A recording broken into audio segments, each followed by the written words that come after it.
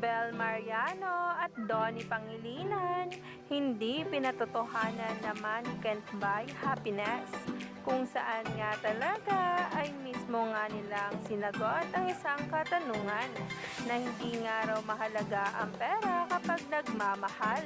Umani pa ito ng samot-saring komento sa social media at ngayon ay pinag-uusapan na.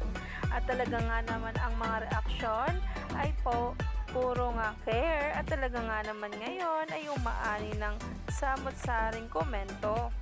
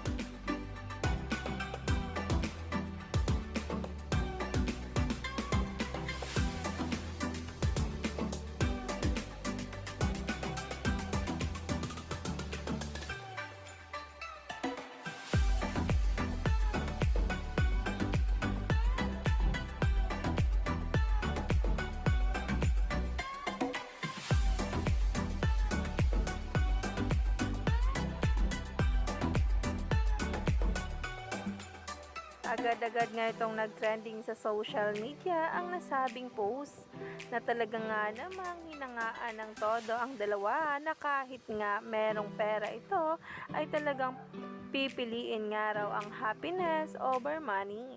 Kaya naman, stay tuned lang tayo.